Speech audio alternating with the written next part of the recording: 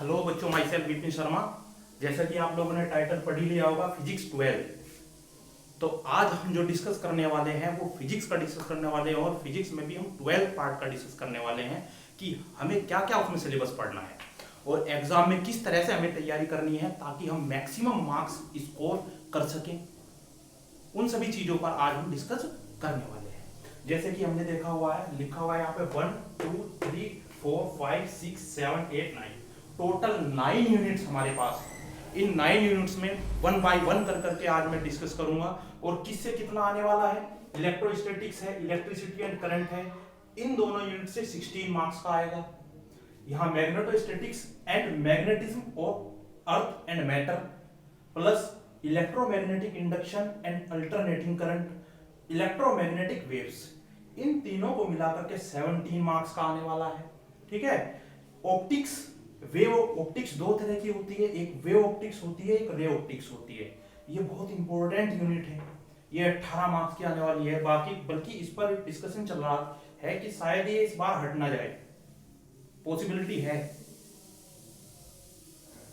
लेकिन चलो देखते हैं। फिर भी हम लोग इसको पढ़ेंगे क्योंकि हमें तो प्रिपेयर करके चलना है। कंफर्म नहीं हुआ है ना, अब वो हटाए ना हटाए पता नहीं है उसका। चलो नेक्स्ट हमारे पास क्या है, dual nature of matter and radiation, ये और एटम एंड न्यूक्लियाई, इन दोनों को मिलाकर के 12 मार्क्स का आता है। और इलेक्ट्रॉनिक्स एंड डिवाइस, जिसका एक लॉन्ग क्वेश्चन और एक शॉर्ट क्वेश्चन आता है। ये बहुत ही सिंपल होती है। और मोस्टली क्या करते हैं बच्चे, मोस्टली क्या करते हैं, शुरू का पढ़ लेते हैं और लास्ट में इसको छोड़ के चले जाते हैं, क्योंकि ये कई बार बच्चों को काफी टिपिकल भी लगती है। ऐसा लगता है क्योंकि दिमाग के ऊपर से चीजें जा रही होती हैं, समझते नहीं है, रटते हैं। और ये ऐसी यूनिट है जिसको आप रटोगे तो कब तक के रटोगे, क्योंकि इसका लॉन्ग क्वेश्चन काफी बड़ा लंबा हो जाता है। अगर आपने इसको समझ लिया तो ये कुछ नहीं है फिर आपके लिए, खुद बना करके लिख के आ जाओगे, क्योंकि ये सिर्फ और सिर्फ डायग्राम पर रिलेटेड होती है। डायग्राम बनाया, उसके कंपोनेंट्स लिखे और उसके अंदर क्या हो रहा है वो सभी चीजें बड़े आराम से आप लोग लिख सकते हैं अगर आपने समझा हुआ है। और इसके फ्री के नंबर होते हैं इलेक्ट्रॉनिक्स एंड डिवाइस को, मोस्टली इसको छोड़ के जाते हैं बच्चे। ठीक है, तो चलो वन बाय वन हम हर एक का डिस्कस करते हैं कि किस किस में हमें क्या क्या किसको पढ़ना है। ठीक, तो सबसे पहले क्या है, इलेक्ट्रोस्टैटिक्स। बच्चों इलेक्ट्रोस्टैटिक्स के जैसे नाम से ही रिप्रेजेंट हो रहा है, इलेक्ट्रोस्टैटिक्स मतलब electro plus statics. Statics, electro का मतलब क्या हो गया, चार्ज, और स्टैटिक्स का मतलब क्या हो गया, रुका हुआ, स्थिर अवस्था में। सबसे पहले इस यूनिट के अंदर हमें चार्ज पढ़ना है कि चार्ज क्या होता है। It is a intrinsic property of matter, मतलब मैटर की वो प्रॉपर्टी कि इससे नीचे हम इसको डिफाइन कर ही नहीं सकते। और फंडामेंटल चार्ज को हम यहां पे मानते हैं इलेक्ट्रॉन, अकॉर्डिंग टू 12th सिलेबस। बट फंडामेंटल चार्ज इलेक्ट्रॉन नहीं होता है, लिखा होता है किताबों में, एनसीईआरटी में भी लिखा हुआ है, क्योंकि इससे नीचे भी चार्ज हम फाइंड कर चुके हैं जिनको हम बोलते हैं up charge, down charge, charm. ये टोटल मिलाकर के 6 होते हैं, up down strength charm top और बॉटम। लेकिन फिर भी अकॉर्डिंग टू 12th स्टैंडर्ड हम क्या बोलते हैं कि इलेक्ट्रॉन इसके लिए फंडामेंटल चार्ज है। ठीक है, तो इसमें फिर इसके बाद हम पढ़ते हैं Coulomb's law. Coulomb's law define करता है, मान लीजिए हमारे पास कोई दो चार्ज हैं, दोनों फिक्स कर दिए, तो इनके बीच में अट्रैक्शन भी लग सकता है और रिपल्सन भी लग सकता है। अट्रैक्शन लगेगा तब अगर दोनों सेम नेचर के चार्ज होंगे, रिपल्सन लगेगा तब अगर दोनों के दोनों डिफरेंट नेचर के चार्ज होंगे। वो अट्रैक्शन और वो रिपल्सन कितना है वो हम कूलम्ब्स लॉ से निकालते हैं। ठीक है, प्रिंसिपल ऑफ सुपरपोजिशन पढ़ते हैं जिसके बहुत सुंदर न्यूमेरिकल होते हैं, बहुत सुंदर न्यूमेरिकल उसके होते हैं। इसके बाद हमें पढ़ना है कि इलेक्ट्रिक फील्ड क्या होता है बच्चों। जैसे मान लीजिए हमारे पास कोई लाइट जली हुई है या मोमबत्ती, मान लो मोमबत्ती जब हम जलाते हैं तो उसके चारों ओर एक गर्मी का अनुभव हमें होता है, मतलब उसके सराउंडिंग एरिया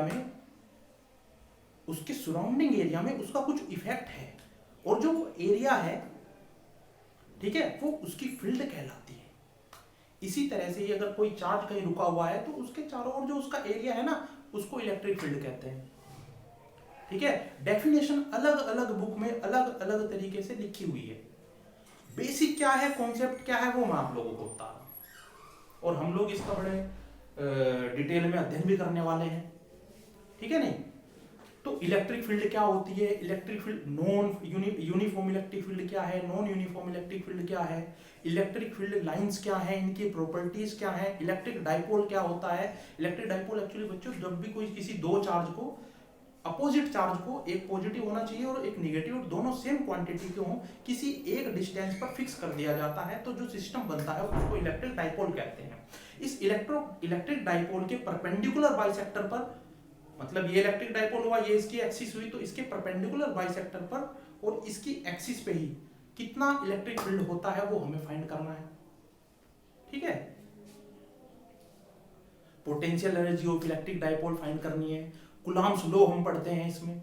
कूलॉम्स लॉ बहुत ही इंपॉर्टेंट लॉ है, क्योंकि इन्होंने क्या बताया कि अगर हम, एक चीज होती है मैं electric flux, actually electric flux क्या होता है, number of electric field lines को हम इलेक्ट्रिक फील्ड फ्लक्स बोलते हैं, और उसको डिफाइन करने के लिए वो तो बहुत सारी इन्फिनिटी होंगी, तो उनको एक क्लोज्ड सरफेस के अंदर से गुजरने देते हैं और फिर बोल देते हैं number of field lines passing through a closed surface is known as electric flux, ठीक है। तो वो इलेक्ट्रिक फ्लक्स किसी क्लोज सरफेस के लिए कितना होता है, वो उन्होंने सिर्फ और सिर्फ सिंपल लैंग्वेज में बता दिया कि वो अगर कोई क्लोज सरफेस है और उसके अंदर कोई चार्ज रखा हुआ है, तो उस चार्ज अपॉन इलेक्ट्रिक परमिटिविटी के वैल्यू को हम इलेक्ट्रिक फ्लक्स से डिफाइन कर सकते हैं यहाँ पर।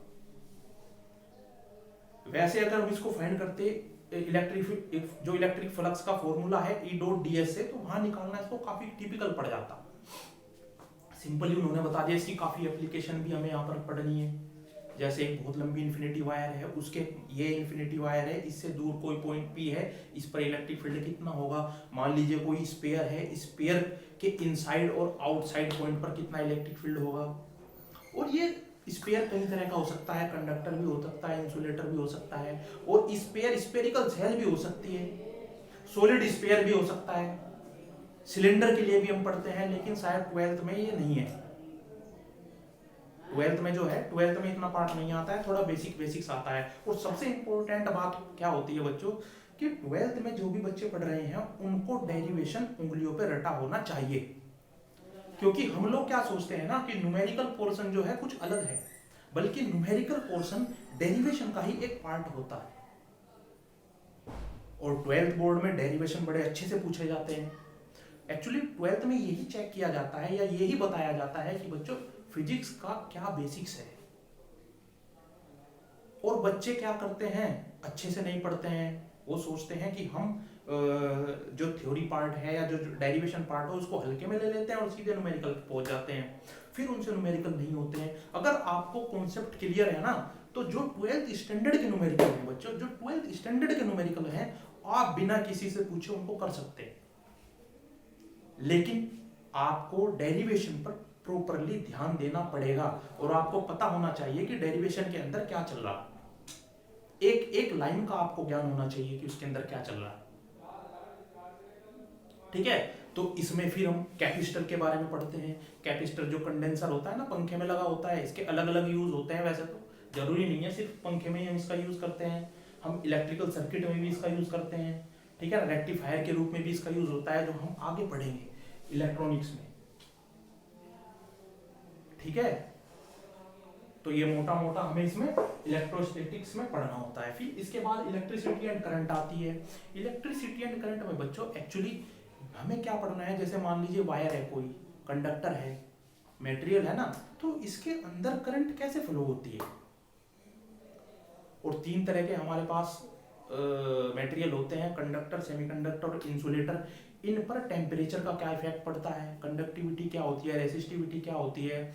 और जो रेसिस्टर आपने देखा भी होगा घरों में जो लगा होता है, छोटे छोटे डिवाइस हम कई बार ओपन कर लेते हैं, तो उनमें एक छोटा सा लगा, इधर उधर उसके तार होते हैं और बीच में एक ब्लैक सा जैसे सिलेंडर टाइप लगा होता है, छोटा सा इतना सा होता है, और उसके ऊपर बैंड बने होते हैं, देखना उसको रेसिस्टर बोलते हैं। वो बैंड क्यों उसके ऊपर बनाए जाते हैं, क्योंकि वो बैंड ही काउंट करते हैं कि ये कितने ओम का रेसिस्टर है। वो सभी चीजें हमें इसमें पढ़नी है। किरचॉफ्स लॉ हमें इसमें पढ़नी है। किरचॉफ्स लॉ में जैसे मोस्टली तो ये न्यूमेरिकल पार्ट आ जाता है किरचॉफ्स लॉ में।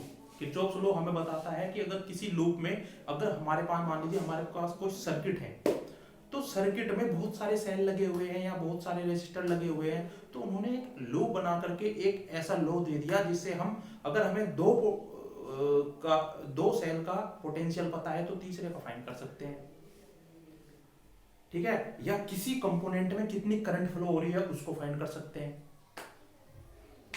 एक लॉ उन्होंने बताया, मान लीजिए कोई ये तार है, वायरिंग होती है ना, और किसी टर्मिनल पर बहुत सारी तार आकर के मिल रही हैं, सबका करंट उस पॉइंट पर पे फोकस हो रहा है, तो उस पॉइंट पर टोटल करंट कितनी होगी ये डिफाइन किया उन्होंने, ठीक है नहीं। और सब बहुत इंपॉर्टेंट है एक device, potentiometer, metre bridge, blade, balanced Wheatstone bridge, ये क्या होते हैं, किस लिए यूज किए जाते हैं, गैल्वेनोमीटर क्या होता है, और गैल्वेनोमीटर से हम गैल्वेनोमीटर को एमीटर में और गैल्वेनोमीटर को वोल्टमीटर में कैसे चेंज कर सकते हैं, ये सभी हमें पढ़ना है इलेक्ट्रिसिटी एंड करंट में, ठीक है। इसके बाद जो हमारे पास थर्ड यूनिट आती है वो आती है बच्चों magnetostatics and magnetism of earth and matter. अब यहां पर जो हम बात करेंगे, यहां हमने बात की थी अगर कोई चार्ज क्या है, रुका हुआ है, स्थिर अवस्था में है, स्टैटिक पोजीशन में है। मैग्नेटोस्टैटिक्स में बच्चों क्या होता है, पहले पता है क्या माना जाता था, पहले माना जाता था कि इलेक्ट्रिक फील्ड और मैग्नेटिक फील्ड दोनों अलग अलग क्रिएट होती है, ठीक है। लेकिन ओरस्टेड ने एक एक्सपेरिमेंट किया जिसमें उन्होंने ये प्रूव कर दिया कि हम इलेक्ट्रिक करंट से ही मैग्नेटिक फील्ड क्रिएट कर सकते हैं।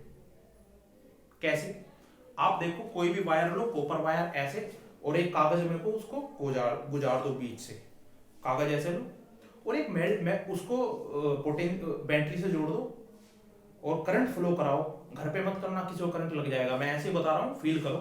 तो उस अगर कागज पर मैं क्या रखूंगा, छोटी छोटी मैग्नेटिक नीडल रख दूंगा, इधर यहाँ रखूंगा ना मैग्नेटिक नीडल, तो वो ऐसे घूम जाती है, फिर यहाँ रखूंगा तो ऐसे घूम जाती है, यहाँ रखूंगा ऐसे, और वहां डिफ्लेक्शन होता है मैग्नेटिक। इसका क्या मतलब हुआ कि इसमें जब करंट फ्लो होगी तो इसके चारों ओर एक मैग्नेटिक फील्ड क्रिएट हो जाता है, मतलब इलेक्ट्रिसिटी से मैग्नेटिक फील्ड क्रिएट कर सकते हैं। फिर इसमें हम बायो सेवर्ट्स का लॉ पढ़ते हैं कि इस तार के कारण किसी एक पॉइंट, कोई वायर है जिसमें करंट फ्लो हो रही है और उसके दूर कोई एक पॉइंट यहाँ पर है, तो इस पर कितना मैग्नेटिक फील्ड होता है, वो बायो सेवर्ट ने बताया। बहुत अच्छे अच्छे न्यूमेरिकल हैं इसमें, उसके कई उसकी एप्लीकेशंस भी हैं, जैसे इनफाइनाइट वायर के कारण कितना होगा, फाइनाइट वायर के कारण कितना होगा, या सर्कुलर आर्क है उसके कारण कितना होगा मैग्नेटिक फील्ड, ठीक है। फिर इसके बाद हम इसमें पढ़ते हैं solenoid, toroid, force between two wires when current in flow in that wires,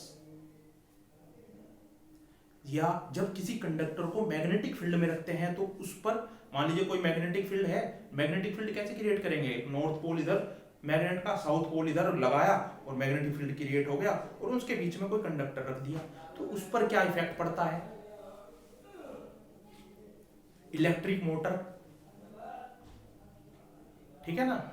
इन सभी चीजों का हमें यहाँ डिस्कशन करना है। इसके बाद इसी में ही दूसरा पार्ट है, ये हमने जो डिस्कस किया ये है मैग्नेटोस्टैटिक्स। अब इसी में ही इसका जो पार्ट है magnetism of earth and matter, ये पढ़ना। ये बहुत ही इंटरेस्टिंग टॉपिक है बच्चों, क्योंकि हम इसमें ये पढ़ते हैं कि ये जो अर्थ है, अर्थ पर मैग्नेटिज्म कैसे है, इसकी कई अजम्पशन है। कुछ लोगों ने माना कि जो अर्थ के अंदर क्या रखा हुआ है, कोई मैग्नेट रखा हुआ है जिसकी वजह से ऐसा हो रहा है। फिर दूसरा लोग आया, उसने इसको कट कर दिया, उसने बोला अगर ऐसा है लेकिन अर्थ के अंदर का टेम्परेचर तो बहुत ज्यादा है, जब अर्थ का अंदर टेम्परेचर बहुत ज्यादा है तो मैग्नेट पिघल जाएगी। फिर कैसे है, फिर किसी ने कहा कि इस अर्थ के अंदर जो चार्ज होता है ना वो मोल्टन पोजीशन में रहता है, मोल्टन मतलब पिघली हुई पोजीशन में रहता है, तो जब अर्थ रोटेशन करती है तो उसके अंदर में वो चार्ज रोटेशन होता है, जब चार्ज रोटेशन होता है जिसके कारण मैग्नेटिक फील्ड होता है।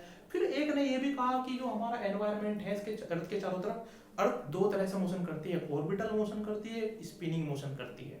तो उन्होंने बताया जब अर्थ स्पिन मोशन करती है तो उसके आसपास का जो एनवायरनमेंट है उसमें जो मॉलिक्यूल्स है वो उनको आयनाइज कर देती है, जिसके कारण मैग्नेटिक फील्ड क्रिएट हो जाता है। लास्ट की 2 अजम्पशन अभी तक चलती आ रही है, लेकिन अभी भी इसमें डाउट है किस कारण है, क्या है क्या नहीं।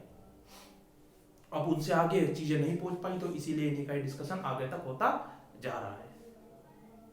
फिर हम पढ़ते हैं मैग्नेटिक मेरिडियन क्या है, ठीक है ना। अर्थ का नॉर्थ पोल जो हम मानते हैं, क्या वास्तव में वो नॉर्थ है या साउथ ही है। देखो मान लीजिए ये नॉर्थ पोल है, ये साउथ पोल है, ये ईस्ट वेस्ट। तो अगर मैं कोई मैग्नेटिक नीडल इसमें लटकाता हूं, तो मैग्नेटिक नीडल अगर लटकाता हूं या मैग्नेट ही लटका देता हूं, तो जो मैग्नेट है ना, मैग्नेट का नॉर्थ पोल नॉर्थ की साइड जाकर के रुकता है। और हम जानते हैं नॉर्थ नॉर्थ को रिपल करता है। अगर नॉर्थ नॉर्थ को रिपल करता है तो ये अर्थ के नॉर्थ साइड ही जाकर के क्यों रुकता है फिर। इस चीज का हम बड़े डिटेल में अध्ययन करने वाले हैं यहाँ पे, ठीक है नहीं। तो ये सभी चीजें हम पढ़ते हैं। और मैटर में क्या है, मैटर में हमारे पास 3 तरह के मटेरियल हैं, diamagnetic material, paramagnetic material, ferromagnetic material. ये क्या होते हैं, मैग्नेटिक फील्ड में रखने पर ये किस तरह से मैग्नेटाइज्ड होते हैं या इन पर क्या इफेक्ट पड़ता है, उस चीज का डिस्कशन करेंगे मैटर में। मैग्नेटिक सुसेप्टिबिलिटी क्या होती है, मैग्नेटिक परमेबिलिटी क्या होती है, ठीक है ना। ये मोटा मोटा मैं आप लोगों को बता रहा हूं, डिस्कशन तो इसके अंदर काफी करना है, बट जो मोटा मोटा पोजीशन है वो मैं आप लोगों को इसमें बता पा रहा हूं, ठीक है, ताकि इंटरेस्ट बने कि वास्तव में जो हम पढ़ने वाले हैं वो हमारे चारों तरफ ही घूमा हुआ है। फिजिक्स की डेफिनेशन भी तो यही है। क्या है फिजिक्स, स्टडी ऑफ नेचर या नेचुरल फिनोमिनन, जो हमारे चारों तरफ नेचर में फैला हुआ है उसको जानना, यही फिजिक्स, ठीक। इसके बाद हम पढ़ते हैं electromagnetic induction and alternating current. Electromagnetic induction में तो फैराडे साहब ने क्रांति कर दी थी। कैसे, एक कोयल में करंट लिया, कॉपर वायर को जब ऐसे लपेट देते हैं गोल गोल करके तो उसको कोयल बोलते हैं, आप लोग जानते भी होंगे। एक कोयल में तो करंट फ्लो करी और दूसरी कोयल एक और ली, बिना इनको टच कराए इसमें इलेक्ट्रिक फील्ड पैदा कर दिया इन्होंने। इसी को ही बोलते हैं इलेक्ट्रोमैग्नेटिक इंडक्शन। और वो किस वजह से होता है, उसका क्या कारण है, इन्होंने 2 लॉज के दिए हैं। उसके बाद एक लेंज लॉ भी आया, ठीक है ना। इन सभी चीजों का इसमें स्टडी करेंगे। एडी करंट्स क्या होती है, उनके क्या प्रॉपर्टीज होते हैं और क्या उनका हम यूज कर सकते हैं। तो इस चैप्टर में हम ये सभी चीजें पढ़ते हैं। इसके बाद आता है अल्टरनेटिंग करंट। अल्टरनेटिंग करंट क्या होती है, घरों में कौन सी, देखो करंट 2 तरह की होती है, एक डायरेक्ट करंट होती है, एक अल्टरनेटिंग करंट होती है। घरों में कौन सी यूज होती है, इनमें से कौन सी ज्यादा डेंजर है, डीसी है या एसी है, ठीक है। और कितने टाइप की अल्टरनेटिंग करंट होती है, एवरेज करंट होती है, ठीक है, रूट मीन स्क्वायर करंट होती है। और इसी चैप्टर में हम सर्किट थ्योरी पढ़ते हैं। सर्किट में उसमें सिर्फ और सिर्फ रेसिस्टर लगा देंगे और तब फेजर डायग्राम फाइंड करेंगे, फिर इंडक्टर लगा देंगे, फिर फेजर डायग्राम फाइंड करेंगे, फिर उसमें इंडक्टर और रेसिस्टेंस लगा देंगे, फिर फेजर डायग्राम फाइंड करेंगे। एक्चुअली फेजर डायग्राम क्या है, फेजर डायग्राम में हम बच्चों वोल्टेज और करंट में कितना संबंध है या क्या संबंध है, वो एक दूसरे से कितने आगे पीछे हैं, वो चीज रिप्रेजेंट करते हैं। इसी में हम एलसीआर सर्किट पढ़ते हैं। एलसीआर सर्किट का यूज किसमें करते हैं हम, ऑक्सीलेटर में। ऑक्सीलेटर क्या होता है, ये एक इलेक्ट्रॉनिक डिवाइस है जो कैरियर वेव जनरेट करता है, ठीक है। जो सिग्नल आते हैं ना हमें सैटेलाइट से, वो ऑक्सीलेटर लगा होता है, वो कैरियर वेव जनरेट करता है। एलसीआर का वहां पे यूज है। रेडियो में किस तरह से फ्रीक्वेंसी हम पकड़ते हैं, ट्यूनिंग कैसे करते हैं, वो सभी हमारे पास इस चैप्टर में, ठीक। इसके बाद हमारे पास आ जाता है इलेक्ट्रोमैग्नेटिक वेव्स। इलेक्ट्रोमैग्नेटिक वेव्स क्या है बच्चों, एक्चुअली हमने 2 पोजीशन पढ़ ली चार्ज की। एक तो वो जब चार्ज रुका हुआ है, दूसरी पोजीशन क्या है, जब चार्ज मोशन कर रहा है बट मोशन कांस्टेंट हो रहा है। जब मोशन कांस्टेंट होगा तो मैग्नेटिक फील्ड क्रिएट होती है, ठीक है। लेकिन जब चार्ज एक्सीलरेट करता है ना, जैसे ये ऐसे, तो वहां electric field plus magnetic field दोनों क्रिएट होती हैं। इलेक्ट्रिक फील्ड अगर इस डायरेक्शन में है तो मैग्नेटिक फील्ड इस डायरेक्शन में क्रिएट होगी, ठीक है ना। और ये बन करके दोनों एक वेव बनाती हैं जो इस डायरेक्शन में चलती हैं, ठीक है ना। अगर इलेक्ट्रिक फील्ड इस डायरेक्शन में है, इसको एक्स एक्सिस, इसको वाई एक्सिस में मान लेता हूं, तो जो इलेक्ट्रोमैग्नेटिक वेव है ना वो जेड डायरेक्शन में चलती है, इनके परपेंडिकुलर। तो इलेक्ट्रोमैग्नेटिक वेव्स कैसे जनरेट होती हैं, उनकी क्या प्रॉपर्टीज होती हैं, ठीक है, और कौन कौन सी वेव इलेक्ट्रोमैग्नेटिक वेव्स हैं, वो सभी हमें इस चैप्टर में पढ़ना है, इलेक्ट्रोमैग्नेटिक वेव्स में।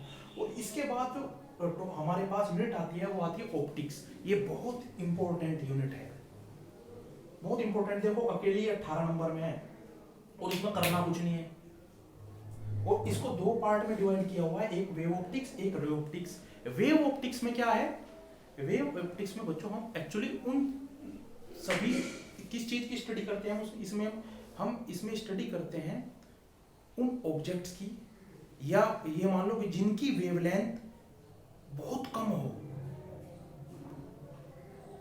या आप सिंपली भाषा में समझो, हम इसमें सिर्फ और सिर्फ लाइट की स्टडी करते हैं, ठीक है ना। लाइट कौन कौन से फिनोमिनन देती है उनकी स्टडी करते हैं। और रे ऑप्टिक्स में हम किसकी डिस्कशन करते हैं, हम ऑब्जेक्ट का डिस्कशन करते हैं। ऑब्जेक्ट जैसे लेंस, मिरर की लाइट का इन पर क्या इफेक्ट होता है, लेंस हो गए, मिरर हो गया, प्रिज्म हो गया, टेलीस्कोप हो गया, माइक्रोस्कोप हो गया, उसका डिस्कशन हम वे ऑप्टिक्स में करते हैं। और वे ऑप्टिक्स में हम वेव का डिस्कशन करते हैं, इसमें पढ़ते हैं हम रे क्या होती है, ठीक है ना। और ये एक्चुअली ये आया कहाँ से ऑप्टिक्स, तो सबसे पहले क्या था कि हमारे पास जो लाइट आ रही है वो पार्टिकल है या वेव है, इसमें बड़ी भ्रांति थी। सबसे पहले न्यूटन साहब ने अपनी एक थ्योरी दी थी, कर्पस्कुलर थ्योरी। उस कर्पस्कुलर थ्योरी में न्यूटन साहब ने बताया था कि जो हमारी वेव है वो वेव होती है पार्टिकल नेचर की। उन्होंने कुछ फिनोमिनन इससे प्रूव भी किए लाइट के, जैसे लाइट का स्ट्रेट लाइन मोशन उन्होंने प्रूव कर दिया, रिफ्लेक्शन प्रूव कर दिया, रिफ्रैक्शन प्रूव कर दिया, लेकिन डिफ्रैक्शन प्रूफ नहीं कर पाए, इंटरफेरेंस प्रूफ नहीं कर पाए, फोटो इलेक्ट्रिक इफेक्ट प्रूफ नहीं कर पाए, कॉम्पटन इफेक्ट प्रूफ नहीं कर पाए। इसके बाद हमारे पास आए एक साइंटिस्ट हाइगेंस। इनका सोचने का तरीका बड़ा विचित्र था, ठीक है ना, बड़ा विचित्र तरीका था इनका सोचने का। इन्होंने कहा कि जो लाइट होती है ना वो वेव फ्रंट के रूप में चलती है, और लाइट एक वेव ही होती है। इनके मॉडल में कुछ कमियां भी थी, जैसे इन्होंने लाइट जो वेव को इलेक्ट्रोमैग्नेटिक वेव नहीं माना था, इन्होंने माना था कि जो लाइट होती है वो मीडियम पर डिपेंड करती है। जैसे इन्होंने बोला लाइट मीडियम पर डिपेंड करती है, साइंटिस्ट और भी जो लगे हुए थे स्टडी में वो इनसे भी ज्यादा होशियार तो होते ही हैं। उन्होंने कहा अगर लाइट मीडियम पर डिपेंड करती है तो लाइट तो सूरज से आ रही है, लेकिन सूरज से और पृथ्वी के बीच में तो कोई मीडियम ही नहीं है, फिर वो यहाँ से यहाँ तक कैसे पहुंच पा रही है। तब इन्होंने एक मीडियम की कल्पना भी की थी, ईथर, कि उसके बीच में ईथर भरा हुआ है। ऐसे ही कल्पना कर ली कि ईथर है, बल्कि बाद में ये प्रूफ हो गया कि ईथर वीथर कुछ नहीं है, लाइट मीडियम पर डिपेंड करती ही नहीं। लेकिन इनकी थ्योरी बहुत इंपॉर्टेंट थी, इन्होंने इनका एक्सप्लेन करने का तरीका बड़ा इंपॉर्टेंट था कि कैसे वेव चलती है। वो इस चैप्टर में हम सिर्फ और सिर्फ हाइगेंस ने किस तरह से रिफ्लेक्शन प्रूफ किया, किस तरह से रिफ्रैक्शन प्रूफ किया, वो हम इसमें पढ़ते हैं वेव ऑप्टिक्स में।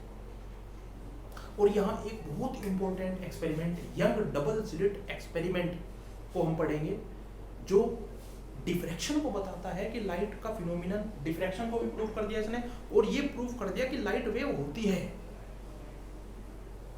जो न्यूटन साहब ने बताया था ना इससे पहले, जो न्यूटन साहब ने इससे पहले बताया था कि जो लाइट है वो पार्टिकल नेचर की होती है, इन्होंने प्रूफ करा कि लाइट वेव होती है।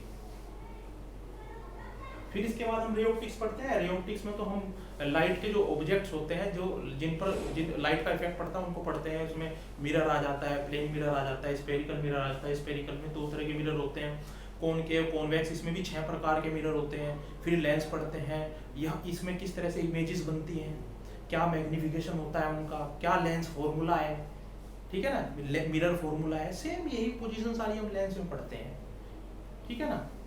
फिर प्रिज्म के बारे में हम पढ़ते हैं, आकाश हमें नीला क्यों दिखाई देता है, ये वैसे तो ये 10th में पढ़ के आए होंगे आप, बड़े वो पूरी यूनिट है लाइट की, टेलीस्कोप, माइक्रोस्कोप, सब चीजों को हम इसमें पढ़ते हैं, ठीक है। इसके बाद हमारे पास, हाँ मैं वो बता रहा था, पहले उसको कंप्लीट कर लेते हैं।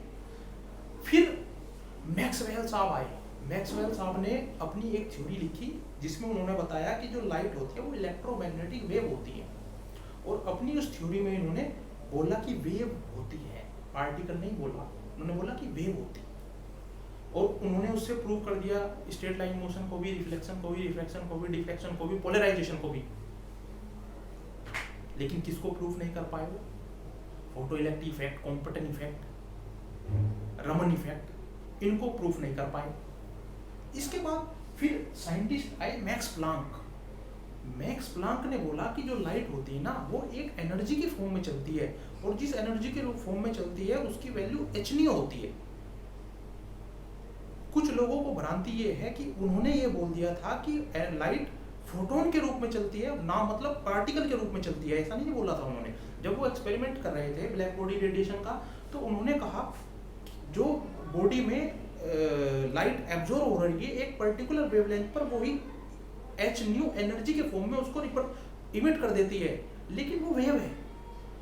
उसके बाद आइंस्टाइन साहब आए। आइंस्टाइन ने कहा कि जो मैक्स प्लांक साहब ने कहा था वो सही है, लेकिन वेव के रूप में नहीं निकलती, वो पार्टिकल के रूप में वहां से निकलती है।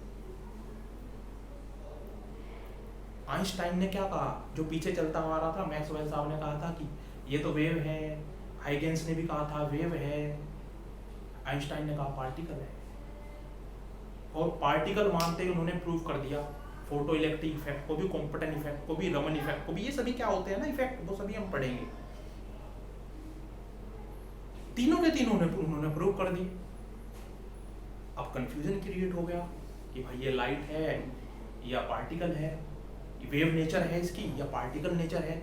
उसके बाद ये चैप्टर आता है dual nature of matter and radiation, ठीक है ना। इसमें क्या आए scientist de Broglie. De Broglie साहब ने ऐसे ही अजम्पशन करा, उन्होंने बिना किसी एक्सपेरिमेंट के बोल दिया कि लाइट में दोनों नेचर होते हैं, पार्टिकल नेचर भी होती है और वेव नेचर भी होती है। वेव नेचर तो ऐसे होती है जैसे मैक्सवेल ने बताई थी, और पार्टिकल नेचर ऐसे होता है जैसे आइंस्टाइन साहब ने बताया था। और इन्होंने अपना एक फॉर्मूला भी दिया, P = h/λ, क्योंकि मोमेंटम किस में होता है, पार्टिकल में, और लैम्डा वेवलेंथ किस में होती है, वेव में। तो वो सभी चीजें इन्होंने डिस्कस की और बताया कि डुअल नेचर। फिर यहाँ एक डेविएशन जर्मर एक्सपेरिमेंट है जो बहुत इंपॉर्टेंट है, जिन्होंने प्रूफ किया था कि लाइट में किस तरह की नेचर होती है, पार्टिकल नेचर होती है। एक्चुअली वो एक एक्सपेरिमेंट कर रहे थे, निकल के टुकड़े पर इलेक्ट्रॉन की बमबारी करा के देख रहे थे, और एक डिटेक्टर से चेक कर रहे थे कि कितना होगा यहाँ से निकलने वाले जो इलेक्ट्रॉन है उनकी क्या पोजीशन है, या किस तरह का ग्राफ हमें वहां से मिलता है। तो अचानक ही उस निकल के टुकड़े में जिस जगह वो एक्सपेरिमेंट कर रहे थे वहां वैक्यूम था, तो वहां वैक्यूम डिस्ट्रॉय हो गया। वैक्यूम जब डिस्ट्रॉय हुआ तो वहां के से एयर एंटर कर गई। अब एयर ने निकल के साथ में रिएक्शन कर ली। अब जब एयर ने निकल के साथ रिएक्शन करी तो क्या हुआ कि उसकी शेप बदल गई। फिर उन्होंने उस पर वो कराया इलेक्ट्रॉन की बमबारी, तो उन्हें पीक्स मिले, कुछ इस तरह के पीक्स मिले जो एक्सरे के थे। और एक्सरे क्या होती है, एक्सरे एक वेव होती है, ठीक है ना। तो वहां से मतलब कहने का मतलब है कि निकाला, बताया किसने, डी ब्रोगली ने। प्रूफ किसने किया, डेविएशन जर्मर ने। तो इसीलिए इन दोनों चीजों को हम इसमें पढ़ते हैं। फिर एक पार्ट आता है एटम एंड न्यूक्लियाई। ये दो चैप्टर है, एटम चैप्टर अलग है, न्यूक्लियाई चैप्टर अलग है। इसी तरह यहाँ एक चैप्टर है, यहाँ पे दो चैप्टर है, यहाँ एक चैप्टर है, यहाँ दो चैप्टर है, यहाँ पे भी दो चैप्टर है, ये एक है, ये एक है, ठीक है ना। वैसे इलेक्ट्रोस्टैटिक्स में दो चैप्टर बन जाते हैं, यहाँ एक इलेक्ट्रिक फील्ड का, और जब पोटेंशियल पढ़ते हैं एक पोटेंशियल का चैप्टर बन जाता है। तो यहाँ एटम एंड न्यूक्लियाई की जब हम बात करते हैं, एटम में एटम क्या होता है, किस तरह से बना होता है, रदरफोर्ड ने न्यूक्लियस के बारे में बताया। क्योंकि जो हमारे जितने भी सॉलिड हैं मॉलिक्यूल से मिलकर बने हैं, मॉलिक्यूल्स एटम से मिलकर बना है, एटम के बाहर इलेक्ट्रॉन्स होते हैं, वो इलेक्ट्रॉन से मिलकर के बना होता है, और उसके अंदर क्या होता है, न्यूक्लियस, न्यूक्लियस में प्रोटॉन और न्यूट्रॉन होते हैं। तो वो सभी चीजें एटम में डिस्कस करेंगे हम। रदरफोर्ड साहब ने क्या बताया, रदरफोर्ड साहब ने डिस्कवरी की थी ना न्यूक्लियन की। उन्होंने जब हीलियम की वेव को गोल्ड फॉइल से गुजारा तो जिंक सल्फाइड की एक प्लेट पर उन्होंने देखा कि चमक पैदा हो रही थी, ठीक है ना, जिंक सल्फाइड की प्लेट पर उसकी एक चमक पैदा हो रही थी। तो वहां से उन्होंने निष्कर्ष निकाला, वो सभी डिटेल में पढ़ेंगे हम कि एक यहाँ पर एक छोटा पॉजिटिव पार्ट है जिसके कारण क्या हो रही है, हमारी जो अल्फा रे है वो रिफ्लेक्ट हो रही है, कुछ साइड से रिफ्रैक्ट हो रही है। और ये क्या फिनोमेनन था, उस फिनोमेनन को उन्होंने बोला कि ये वो एक्सपेरिमेंट जो कराया था रदरफोर्ड ने अपने 2 स्टूडेंट से कराया था वो, ठीक है ना, वहाँ। लेकिन उनके इसकी एक्सपेरिमेंट की कुछ कमियां भी थी जो बोहर साहब ने, जैसे इलेक्ट्रॉन की स्टेबिलिटी को नहीं बता पाए थे वो, फिर वो बोहर साहब ने बताई, बोहर साहब ने अपने लॉज दिए उसमें बताया।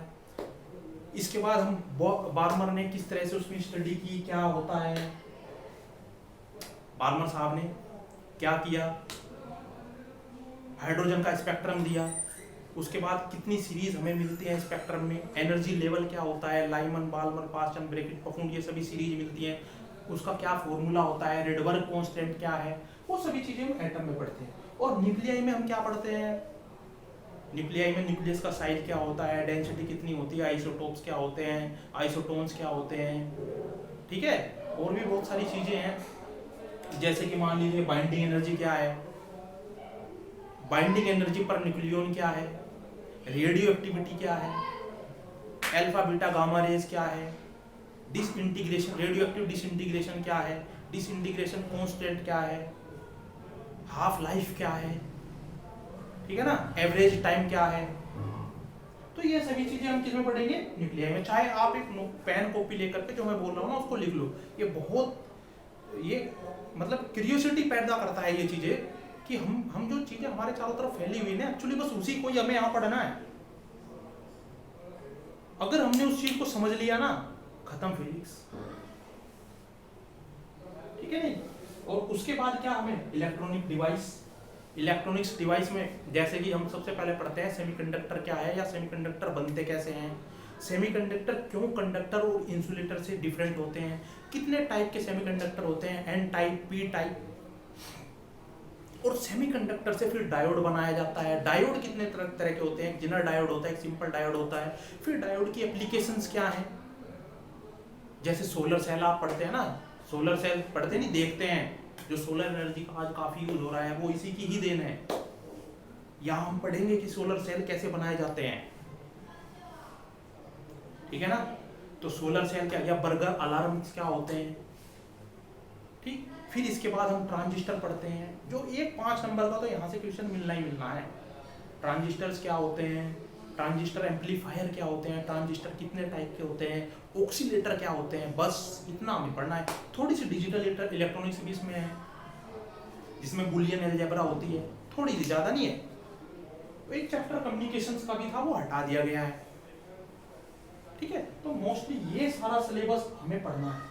और आई होप आपको ये समझ में आया होगा आज कि हमें क्या क्या पढ़ना है और कैसे पढ़ना है। कैसे पढ़ना है, सबसे पहले आपको डेरिवेशन 12th वाले, एक्चुअल में बच्चों को भ्रांति हो जाती है 12th स्टैंडर्ड पर ही, वो शुरू से ही ऐसे तैयारी लेकर के चलते हैं कि लो लेवल की तो कर देते हैं खत्म, हायर लेवल पर पहुंच जाते हैं, जबकि वो ये नहीं जानते कि लो लेवल ही हायर लेवल है। अगर आपको बिल्कुल ग्राउंड की नॉलेज नहीं है तो आप कभी भी अपर लेवल के क्वेश्चन नहीं कर सकते, और कभी मार्क्स नहीं बना सकते आप अपने 12th स्टैंडर्ड में। देखो चाहे कुछ भी बातें कही जाए, लेकिन marks is the important thing, बहुत इंपॉर्टेंट है। और मैक्सिमम मार्क्स कैसे अर्न करें उसका एक ही मेथड है, डेरिवेशन टिप्स पे होना चाहिए। अगर डेरिवेशन टिप्स पे आ गया ना, इसका मतलब समझ लो आपको कॉन्सेप्ट क्लियर है। कॉन्सेप्ट क्लियर है तो 12th स्टैंडर्ड के क्वेश्चन तो आप ऐसे ही लगा दोगे, ठीक है नहीं। और वही बात फिर कॉन्सेप्चुअल हम लोगों को पढ़ना है, कॉन्सेप्चुअल हम लोगों को स्टडी करनी है, ठीक है बच्चों। ठीक है, आज के लिए इतना ही। नेक्स्ट वीडियो में हम अपना जो स्ट्रेटेजी है फर्स्ट चैप्टर से स्टार्ट करेंगे और फर्स्ट हमारा टॉपिक होगा चार्ज। ठीक है, ठीक है, थैंक यू।